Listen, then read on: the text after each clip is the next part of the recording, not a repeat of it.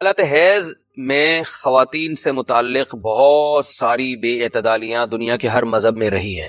یہودی کیا کرتے تھے کہ حالت حیض میں عورت سے بالکل کنارہ کشی اختیار کر لیا کرتے تھے، اس کے قریب بھی نہ جانا، اور کھانا پینا بھی الگ اور جھوٹا بھی الگ۔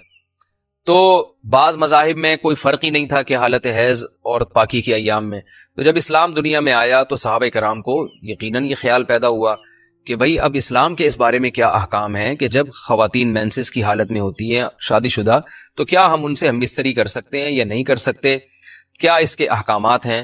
تو اللہ نے صحابہ کے سوال کو اور پھر اپنے جواب کو قرآن مجید کا جز بنا کے نازل کر دیا۔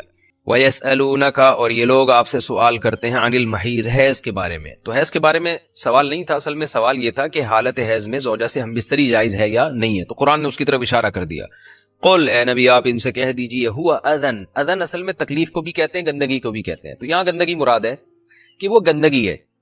فاعتزلوا النساء، لہذا عورتوں سے دور رہو، فی المحیض، حالت حیض میں، ولا تقربوہن، اور ان کے قریب مت جاؤ، حتی یطہرن، جب تک کہ یہ پاک نہ ہو جائیں۔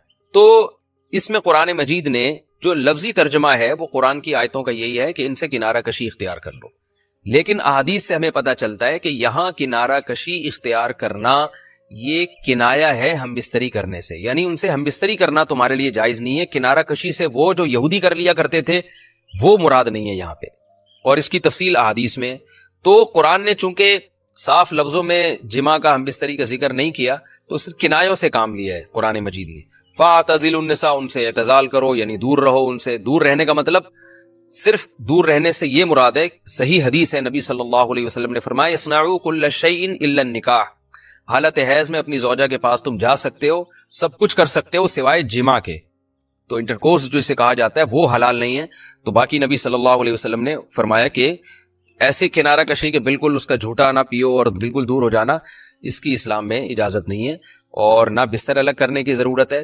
تو یہ سارے قرآن کے کنائے ہیں۔ کنایا کا مطلب ہوتا ہے کہ آپ صرف اشاروں میں بات کر رہے ہیں، صراحتاً بات نہیں کر رہے۔ تو میں اس میں نقطے کی بات بھی بتاؤں گا کنایا کیوں ہے، کہ فاعتزلوا النساء فی المحیض، عورتوں سے حالت حیض میں دور رہو، ولا تقربوہن، ان کے قریب مت جاؤ۔ تو یہ قریب جانا بھی اصل میں جماع اور ہم بستری سے کنایا ہے، یعنی اشارہ ہے ہم بستری مت کرو۔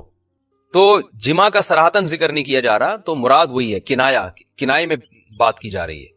ایک جگہ قرآن میں آتا ہے لا تقربوا الزنا، زنا کے قریب مت جاؤ۔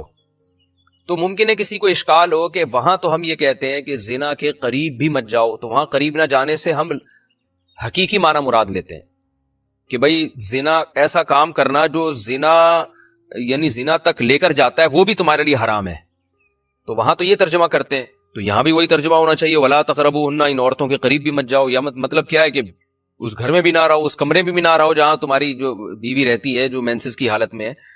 تو یاد رکھیں وہاں چونکہ زنا کا لفظ اللہ نے صراحتاً ذکر کر دیا، کنایا کی اب ضرورت نہیں ہے، لہذا وہاں لا تقربو کا مطلب لا تقربو ہی ہے، یعنی قریب مت جاؤ۔ تو زنا کے قریب مت جاؤ یہ کنایا نہیں ہے، اس کا مطلب صاف کہ زنا تو دور کی بات ہے، کوئی ایسا کام بھی نہیں کرنا جو زنا کے قریب لے کے جاتا ہے، لیکن یہاں اللہ نے ہم بستری کے لفظ کا صراحتاً ذکر نہیں کیا، لہذا جہاں ذکر نہیں ہوتا تو وہاں اشارتاً ذکر کیا جاتا ہے، اور اشارتاً جب ذکر کیا ہے تو یہاں لا تقربوہن، یہ قرب سے خاص قسم کا قرب مراد ہے، اس سے مطلق قرب مراد نہیں ہے کہ کسی کے بھی قریب چلے جاتے ہیں۔ تو یہاں خاص قسم کا قرب مراد ہے، وہ قرب یہی ہے کہ مکمل جمع کرنا حالت حیض میں، اس کی اجازت نہیں دی جا رہی، لیکن اللہ نے اس کو گول مول طریقے سے کنائے کے ذریعے ذکر کیا ہے، حتی یطہرن، یہاں تک کہ وہ پاک ہو جائیں۔ تو یہ جو میں نے بتایا کہ حالت حیض میں نبی صلی اللہ علیہ وسلم سے صحیح حدیث سے ثابت ہے، اور اس پر پوری امت کا اجماع ہے، اتنی واضح احادیث ہیں بخاری اور مسلم کی اس بارے میں کہ حالت حیض میں آپ بیوی کے قریب جا سکتے ہیں، اور حیا کے خلاف مسئلہ ہے، لیکن اب ایک بات آ گئی تو میں بتا دوں کہ اس کی تفصیل فقہاء نے بیان کی ہے کہ جو ناف سے لے کر گھٹنوں تک جسم پہ کوئی کپڑا ڈال دیا جائے، اور پھر باقی زوجین ایک دوسرے سے جو ہے وہ ریلیشن قائم کر سکتے ہیں باقی باڈی کے ذریعے، لیکن یہ کہ جو مکمل جمع ہے وہ حلال نہیں ہے اور وہ سخت گناہ ہے۔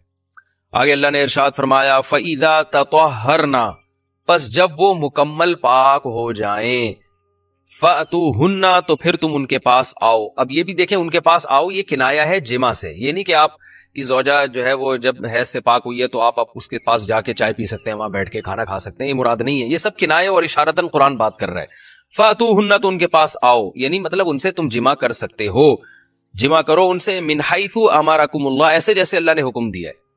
تو اس سے پتہ چلتا ہے کہ جمع کا ایک ناجائز اور حرام طریقہ بھی ہے اور ایک جائز طریقہ بھی ہے۔ تو قرآن بتا رہا ہے کہ جائز طریقے سے تم جمع کر سکتے ہو، ناجائز طریقے سے جمع نہیں کر سکتے۔ وہ جائز اور ناجائز کیا ہے وہ میں انشاءاللہ بتاتا ہوں۔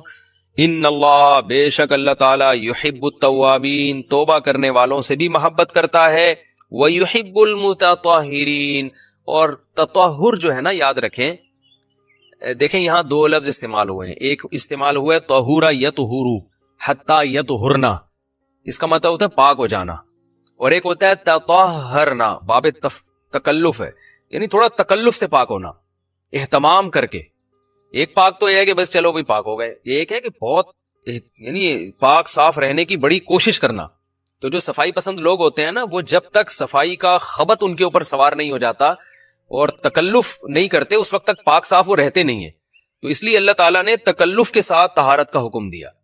تو اسی وجہ سے بہت سے علماء کہتے ہیں کہ اس سے حالت حیض کے بعد غسل کرنا مراد ہے، کہ اگر عورت کے 10 دن سے پہلے حیض آنا ختم ہو جائے تو عورت پر پھر واجب ہو جاتا ہے کہ وہ باقاعدہ غسل کر کے اپنے آپ کو پاک صاف کرے۔ تو یہی مراد ہے اس سے۔ اللہ نے فرمایا فَإِذَا تَطَهَّرْنَا، جب وہ مکمل پاک ہو جائیں، فَأْتُوهُنَّ مِنْ حَيْثُ أَمَرَكُمُ اللَّهُ، تو پھر اس طرح آؤ ان کے پاس جیسے اللہ نے حکم دیا۔ بے شک اللہ تعالیٰ محبت کرتا ہے توابین، توبہ کرنے والوں سے، وَيُحِبُّ الْمُتَطَهِّرِينَ، اور خوب تکلف کے ساتھ پاک صاف رہنے والوں سے۔ تو توبہ اور تطہر کا تذکرہ کیا۔ توبہ روحانی طہارت کو کہتے ہیں، اور جو تطہر ہے وہ جسمانی طہارت کو کہتے ہیں۔ یعنی اسلام یہ چاہتا ہے کہ آپ روحانی طور پہ بھی پاک صاف رہیں اور جسمانی طور پہ بھی۔ روحانی پاکی کیا ہے کہ اگر آپ سے کوئی گناہ ہو جاتا ہے تو رو دھو کے اللہ کو منا کے راضی کر لیں، تاکہ دل جو گندا ہوا ہے وہ بھی صحیح ہو جائے۔ اور جسمانی پاکی یہی ہے کہ جسم پہ کوئی گندگی لگی ہے تو وہ پاک ہو جائے۔ تو اس میں اللہ نے حالت حیض میں عورت کو بھی حکم دیا کہ وہ بھی نہا دھو کے پاک ہو جائے جب حیض سے پاک ہوتی ہے، اور مرد کو بھی حکم دیا کہ حالت حیض میں تم گندگی کی حالت میں جماع مت کرو بیوی کے ساتھ، خون میں لت پت ہو جائے گا انسان، اور یہ گندگی ہے۔ تو اللہ تعالیٰ پاک صاف رہنے والوں کو پسند کرتے ہیں۔ تو جو حالت حیض میں بیوی سے جماع کرتا ہے، اس کا مطلب وہ پاک صاف آدمی نہیں ہے، وہ گندگی کے وقت میں اس کے قریب جا رہا ہے، تو یہ بھی غلط ہے۔ اور اگر خدا نخواستہ کسی سے ایسا ہو گیا ہو تو اللہ نے توبہ کا حکم دیا کہ توبہ کر کے اللہ کو مناؤ، کیونکہ روحانی طور پر جو گندگی ہوئی ہے اس سے بھی تمہیں پاک رہنا ضروری ہے۔ تو اللہ کو اچھے لوگ، پاکیزہ لوگ پسند ہیں۔ تو حالت حیض کی آیتوں کے بعد اللہ نے یہ اس لیے حکم دیا تاکہ اس عمل کے دوران گندگی میں ملوث نہ ہونا پڑے۔ اور یہ حکمت بھی اللہ نے بیان کر دی کہ حالت حیض میں جماع سے ہم تمہیں اس لیے منع کر رہے ہیں کہ اللہ کو پاک صاف لوگ پسند ہیں، گندگی میں انوالو ہونے والے، ملوث ہونے والے لوگ اللہ کو پسند نہیں ہیں۔